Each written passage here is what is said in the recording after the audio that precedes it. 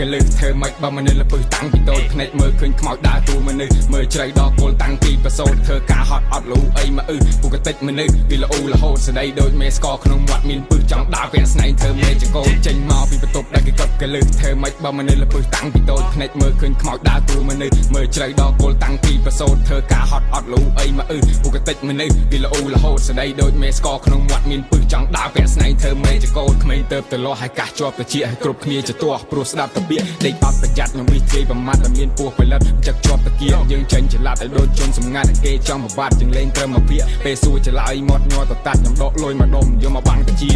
តែប្រហាស់ដូចចាក់ប្រេងអិនតនៈពួកយើងដើរចូលទៅជ្រះបញ្ជីគ្នាយើងវាយយកបានជ័យជំនះវាយវិញដល់វគ្គលើជ័យលិភីក៏ត្រាចូលឈ្មោះពួកដែលជាប់ជាពាក់ដកហូតវាផ្ទះពិបាកឆ្អឹងជនីគេមានគូកណិតចំបបាយស្ទះតែវាមិនអាចកាច់ពិបាកលោយាធីមើលនឹងភ្នែកចៃគុំកលែងចៃចង់ទៅមើលទៅណា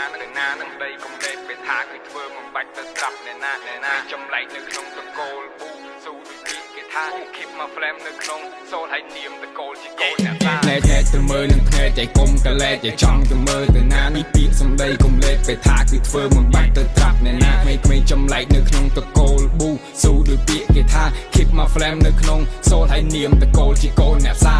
ចេញមកពីបន្ទប់ដែលគេកឹបកលឹះធ្វើមិនបើមនុស្សលពឹសតាំងពីតូចភ្នែកមើលឃើញខ្មោចដើរតួមនុស្សមើលជ្រៅដល់គល់តាំងពីប្រសូតធ្វើការហត់អត់លូអីមកពុកតិចមនុស្សវាល្អរហូតស្ដីដូចមេស្កក្នុងមាត់មានពឹសចង់ដើរពាក់ស្នែងធ្វើមេចេញចេញមកពីបន្ទប់ដែលគេកឹបកលឹះធ្វើមិនបើមនុស្សលពឹសតាំងពីតូចភ្នែកមើលឃើញខ្មោចដើរតួមនុស្សមើលជ្រៅដល់គល់តាំងពីប្រសូតធ្វើការហត់អត់លូអីមកពុកតិចមនុស្សវាល្អរហូតស្ដីដូចមេស្កក្នុងមាត់មានពឹសចង់ដើរពាក់ស្នែងធ្វើមេចកោត